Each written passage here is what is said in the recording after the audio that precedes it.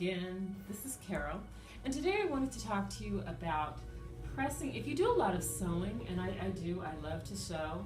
I've been sewing since I was like 8 years old, and so one of the first principles that you learn in sewing is how important it is between each stitch. You have to get that really nice press on your seams, because you can't move forward in your sewing project unless you have a really good, nice seam.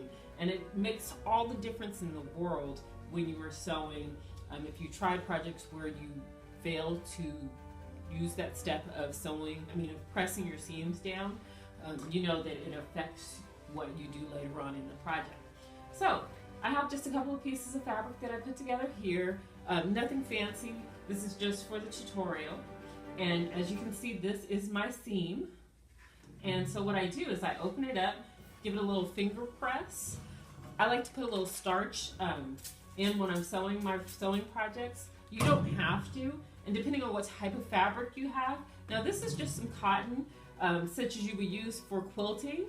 So I'm going to go ahead, and I've already got my Ironrite on a cotton heat setting.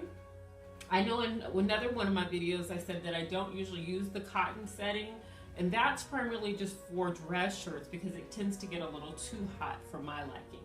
But when I'm doing my sewing, usually these pieces move through so quickly that you don't have to worry about any scorching, so I go ahead and put it on the cotton setting. And sometimes if you're going through really quick, you can even move it on up to linen, but you have to be really careful because you can quickly scorch your fabrics with that. So I've had the machine heating up for about 5 minutes, and I do that prior to turning on the motor because it seems to heat up better if I just leave it sitting for about 5 minutes, then I come back with my project and then turn on the motor.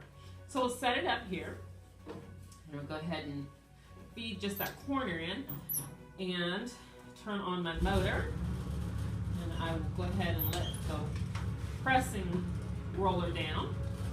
And then with the left knee, I will let that feed through and make sure that I'm pressing it down nice and smoothly.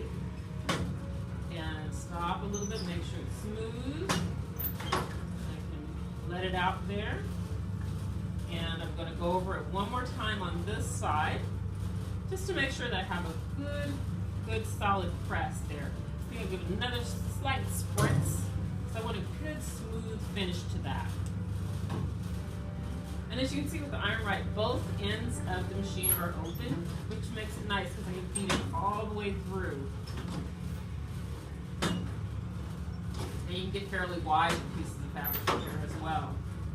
So, I don't know if you can see that there. I really hope so, because it gives you a nice, really nice seam press. So, again, this is Carol with my vintage Ironrite. Thank you for watching the video.